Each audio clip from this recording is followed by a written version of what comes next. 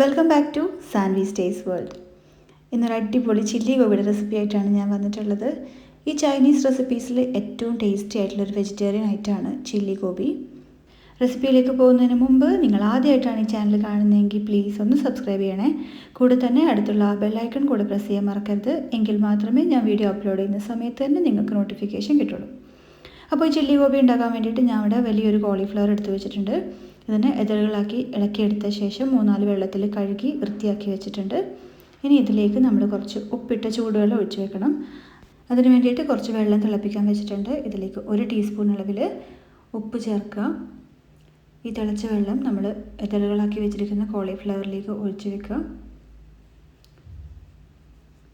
ഒരു 10 മിനിറ്റ് നേരം ഇതുപോലെ വെക്കണം. എല്ലാ കോളിഫ്ലവർ ഇതളുകളും ഈ ചൂടുവെള്ളത്തിൽ മുങ്ങിക്കിടക്കുന്ന വിധത്തിൽ വേണം വെക്കാൻ വേണ്ടിയിട്ട്. ഇനി ഇതങ്ങോട്ട് മാറ്റി വെച്ച് നമുക്കൊരു ബാറ്റർ തയ്യാറാക്കിയെടുക്കാം. ഒരു ബൗളിലേക്ക് ഒരു 3 ടേബിൾ സ്പൂൺ അളവിൽ മൈദ ചേർക്കുക. കൂടെ തന്നെ ഒരു 1.5 ടേബിൾ സ്പൂൺ അളവിൽ കോൺഫ്ലവർ കൂടെ ചേർക്കുക.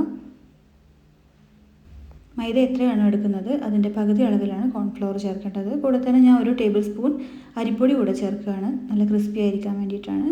ഇതിലേക്ക് 1/2 ടേബിൾ സ്പൂൺ അളവിൽ കാശ്മീരി മുളക് പൊടി ചേർക്കുക. 1/2 ടേബിൾ സ്പൂൺ അളവിൽ ഉപ്പ് കൂടെ ചേർക്കുകയാണ്.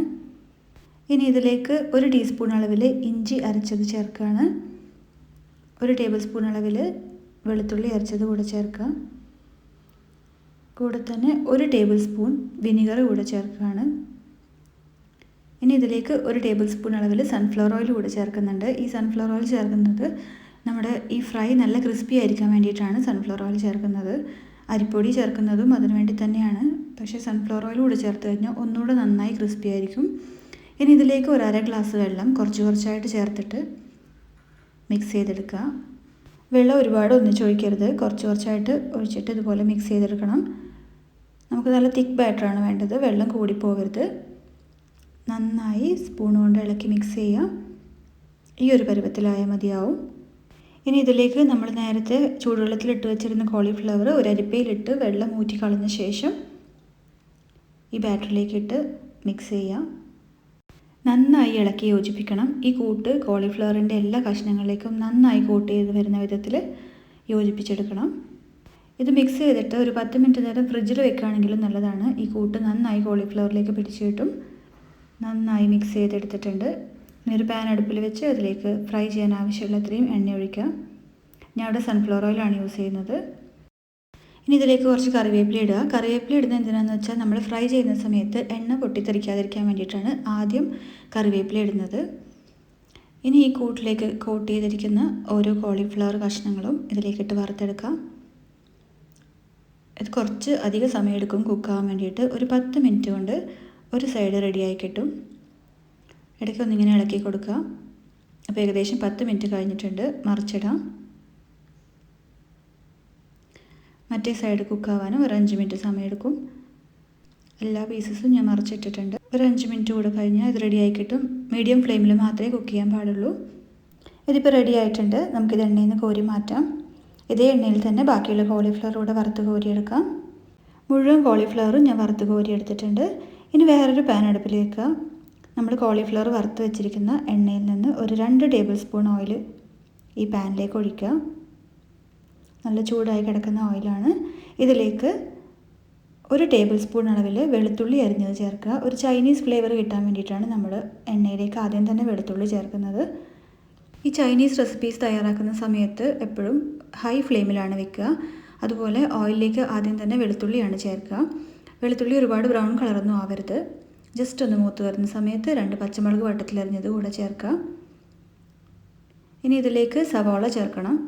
ഇവിടെ ഇതുപോലെ ഞാൻ സ്ക്വയർ പീസസായി അരിഞ്ഞ് വെച്ചിട്ടുള്ള സവാളയാണ് ചേർക്കുന്നത്. നമ്മൾ സാധാരണ ചില്ലി ചിക്കനൊക്കെ ഉണ്ടാക്കുന്ന സമയത്തും ഇതേപോലെയാണ് സവാള അരിയാറുള്ളത്.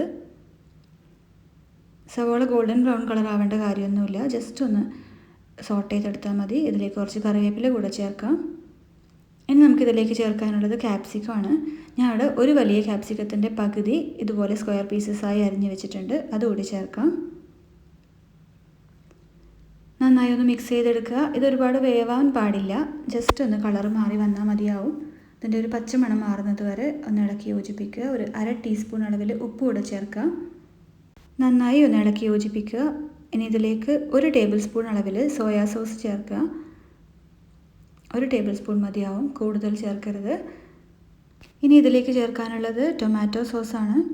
ഞാനിവിടെ ഒരു 3 ടേബിൾ സ്പൂൺ അളവിൽ ടൊമാറ്റോ സോസ് ചേർക്കുന്നുണ്ട്. ഈ ടൊമാറ്റോ സോസ് കൂടെ ചേർത്ത് കഴിഞ്ഞ് നന്നായി ഒന്ന് ഇളക്കി യോജിപ്പിച്ചെടുക്കുക. ഇനി ഇതിലേക്ക് ഒരു 1/2 ടീസ്പൂൺ അളവിൽ പഞ്ചസാര കൂടെ ചേർക്കണം. മിക്കവാറും എല്ലാ ചൈനീസ് റെസിപ്പീസിലും ഈ പഞ്ചസാര ചേർക്കാറുണ്ട്. ഈ പുളിയും ഉപ്പും ഒക്കെ ഒന്ന് ബാലൻസ് ആവാൻ വേണ്ടിയിട്ടാണ് പഞ്ചസാര ചേർക്കുന്നത്. പ്രത്യേകിച്ച് മനസ്സിലാവൊന്നുമില്ല. ഇനി ഇതിലേക്ക് 1 ടീസ്പൂൺ അളവിൽ വിനിഗർ കൂടെ ചേർക്കുകയാണ്. ഈ വിനിഗർ ചേർക്കുന്നില്ല എന്നുണ്ടെങ്കിൽ 1 ടീസ്പൂൺ അളവിൽ ചില്ലി സോസ് ചേർത്താലും മതി. നന്നായി ഒന്ന് ഇളക്കി യോജിപ്പിച്ച ശേഷം നമ്മളിതിലേക്ക് കുരുമുളക് പൊടി ചേർത്തിട്ടില്ല. ഒരു 1/2 ടീസ്പൂൺ അളവിൽ കുരുമുളക് പൊടി ചേർക്കുകയാണ്. എരിവ് കൂടുതൽ വേണമെന്നുണ്ടെങ്കിൽ കുരുമുളക് പൊടി കൂടുതൽ ചേർക്കാം. ഇനി ഇതിലേക്ക് നമ്മൾ ഫ്രൈ ചെയ്ത് മാറ്റി വെച്ചിരിക്കുന്ന കോളിഫ്ലവർ കഷ്ണങ്ങൾ കൂടെ ചേർക്കാം. ഈ കോളിഫ്ലവറിലേക്ക് ഈ സോസസ് ഒക്കെ നന്നായി ഒന്ന് കോട്ട് ചെയ്ത് വന്നാൽ മതിയാവും. ഒരുപാട് സമയം കുക്ക് ചെയ്യരുത്. ഈ ക്യാപ്സിക്കം, ഇതിനകത്തുള്ള ക്യാപ്സിക്കം വെന്ത് പോകരുത്. ഈ ഒരു പരുവത്തിൽ തന്നെ ഇരിക്കണം. ജസ്റ്റ് ഒന്ന് നന്നായി മിക്സ് ചെയ്തെടുക്കുക. ഇത്രയേ ഉള്ളൂ, നമ്മുടെ ചില്ലി ഗോബി നല്ല അടിപൊളിയായി റെഡിയായി വന്നിട്ടുണ്ട്. ഈ കോളിഫ്ലവർ വറുത്തെടുക്കുന്ന ഒരു ബുദ്ധിമുട്ട് മാത്രമേ ഉള്ളൂ. നല്ല ടേസ്റ്റാണ്. ഉറപ്പായും എല്ലാവരും ഉണ്ടാക്കി നോക്കണം. റെസിപ്പി ഇഷ്ടപ്പെട്ടാൽ ലൈക്ക് ചെയ്യാനും ഇത് മറ്റുള്ളവരോട് കാണണമെന്ന് ആഗ്രഹിക്കുന്നുണ്ടെങ്കിൽ ഷെയർ ചെയ്യാനും മറക്കരുത്. കൂടെ തന്നെ എൻ്റെ ചാനൽ സബ്സ്ക്രൈബ് ചെയ്യാനും മറക്കരുത്. Thank you.